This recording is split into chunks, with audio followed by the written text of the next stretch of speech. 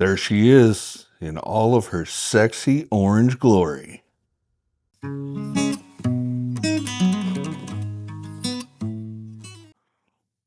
I decided to add a solo canoe to my arsenal, and I think I'm going to like it. Now, I love fishing from my raft, but it's not the best for all water, and sometimes I don't want to haul a trailer. I just want something lightweight that fits my needs that I can throw up on the truck rack and head out quickly. This is the Old Town Sportsman Discovery Solo 119.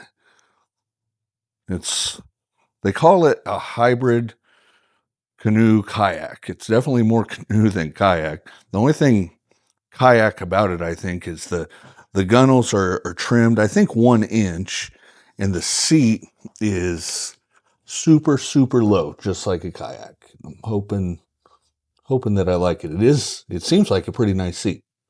We'll see when I put some time on the water.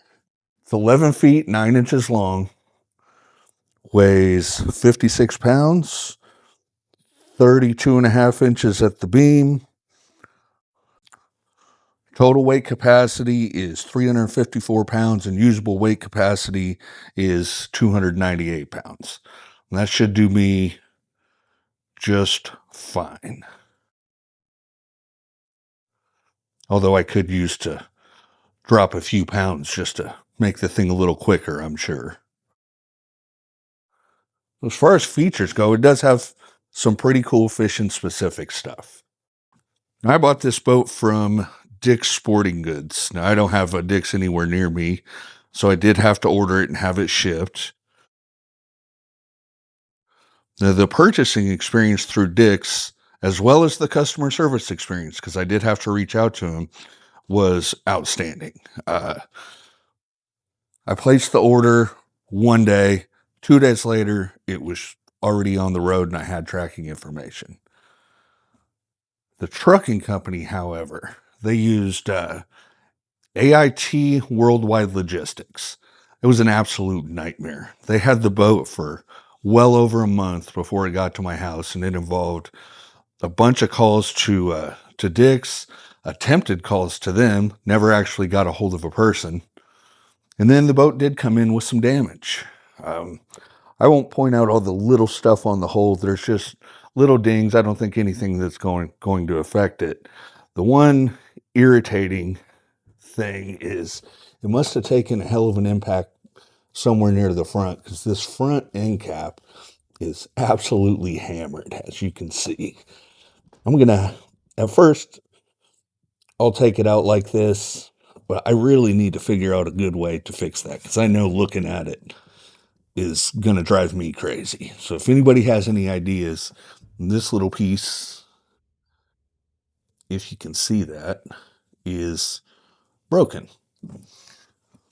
So we'll see. I might reach out to Oldtown for suggestions. And it's got some pretty cool built-in fishing features, as well as standard kayak feature, standard canoe features. The front thwart has a built-in kind of yak attack style accessory rail, which is definitely going to get used. Foot braces are adjustable. Pull out, set to your desired spot, clicks right in. That's well thought out for sure. The seat, like I said, extremely low seat, but it looks like it's pretty well designed. Very, very low though. I think I might like that. Now the back on this seat is adjustable. It's got a cord that runs from the seat up the gunnel right to there. Now to adjust, you just give this a pull to your desired position and it's locked in place. Padded armrest. For you hunters out there, this is designed to hold shotgun shells.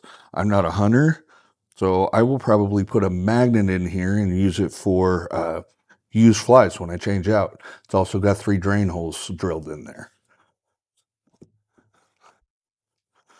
These are conventional rod holders.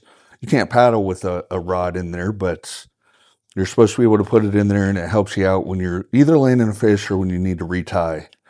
I don't use conventional equipment, so I'll probably either figure out something to do with that or do nothing with it.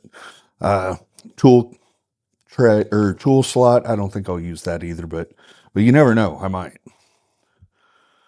Now on the rear thwart are two flush mount conventional rod holders.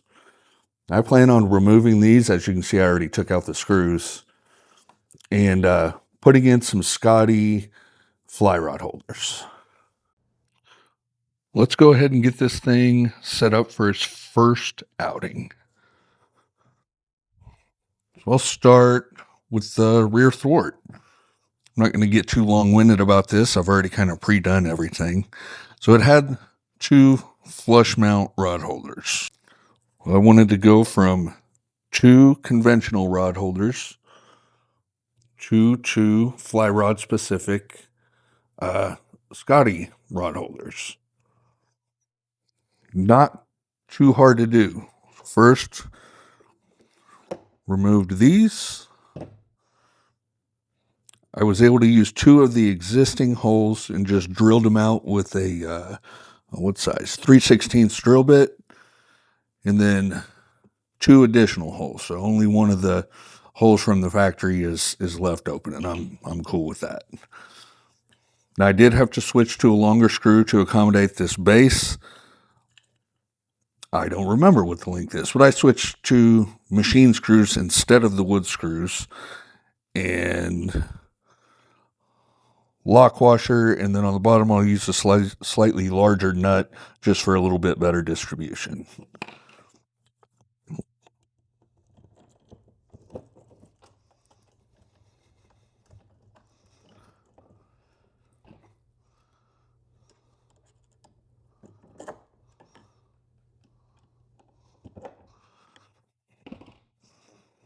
And that's how she looks.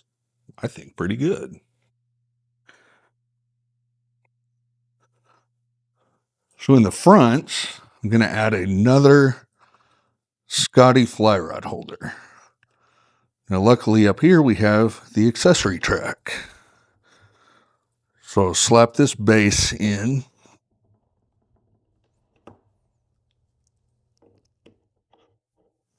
Get it around centered. That'll probably move further to the left when I'm out, but I'll deal with that on the water.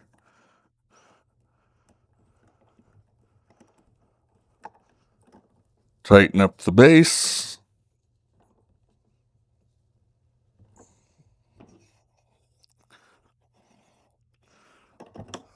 And that snaps right in.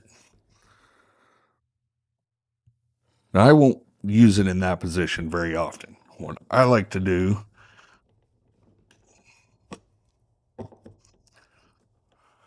is I like to troll between spots. I know some people say that's not real fly fishing. I disagree. There will be a fly rod with a fly on the end of the line. I'm a firm believer that the only fly guaranteed not to catch fish is the one that is not in the water. So when I go from spot to spot, I troll the entire time. Hopefully this works for that. I don't see why it wouldn't.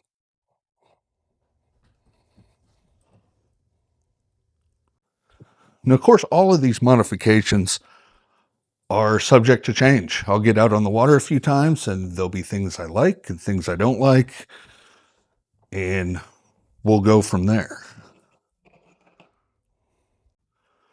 Another thing I wanted on this boat was a way to store my paddle out of the way that's secure. There is another YouTuber called the Florida Bass Paddler. Now he shows a detailed explanation of how to put these on using the original holes for the thwarts. So no drilling on the gunnels, which I really like that. I will put a link to his video up towards the top of the description of this video, and I highly recommend you take a look at it. I'm not going to get detailed in the install because he did it perfectly. In fact, I would kind of recommend all of his videos. He's not a fly fisherman, but he does have this boat as well as a bunch of other ones. And his instructional videos are second to none. They're great. So on this front one, I installed it exactly how he did. And I think it's going to be perfect. There was an issue in the rear, though. And maybe it wouldn't have been an issue, but it was an issue for my OCD having self. Is this pad here got in the way. So the front would get a good snap in. And then the rear it kind of just sat like that because it was too low. The armrest here, or the pad for the armrest, just got in the way. So what I did was add 6 fender washers just to raise it up. And now both ends get a positive snap in there. Now time will tell whether that was a good idea or not. I think it's going to work, but I don't really know too. But I really like how that stores. Those are the only modifications I'm going to do before I take it out on the water the first time. It's going to take a few trips to get everything dialed in and see what else I want to do. Let's get some gear in this thing and see how it looks. First is my emergency paddle in case I drop my primary in the water, which will definitely happen. This is a cheap little deal I got off of Amazon. I think it'll be just fine for its intended purpose. I would like to figure out a way to get it mounted up in the front so I don't have it sliding around. So if any you guys have any ideas on that, please let me know. For now, I'm just going to throw it up in the front and it's going to slide around. My Orvis Pro waterproof backpack, which I've made a video about it before.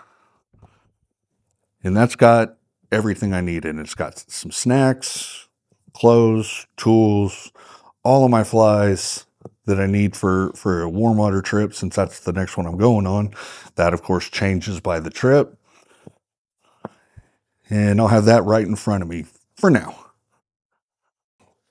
Now, I have never anchored a canoe.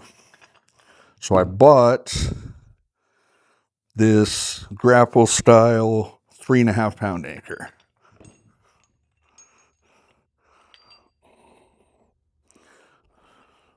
Off of Amazon, super cheap. I think it'll do the job, but I have no idea how to set it up. So for now, I'm just going to put it in. I think it comes with 40 feet of rope.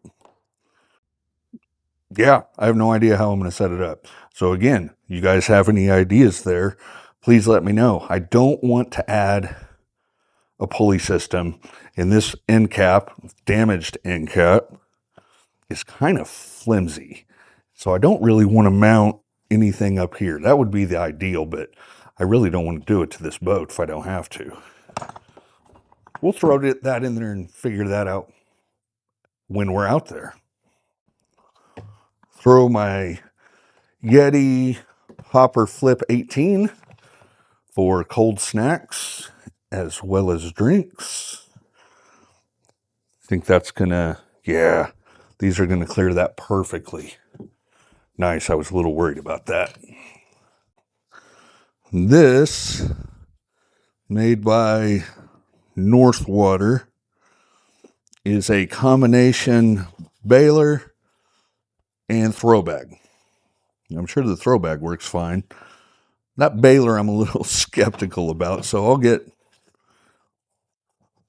that out on the water, and we'll put some water in here and test it out. And if that doesn't work, I'll just switch to something different. I do really like that I can put this on the rear thwart, snaps in place, and it's completely out of the way of everything. I really hope that works. Oh, I'm liking that so far. Oh, also, don't forget to bring a sponge.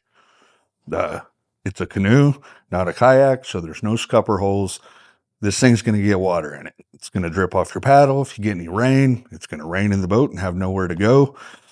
And if it's just light water, this sponge, just sop it up, wring it out, and keep on going. Throw that in the front.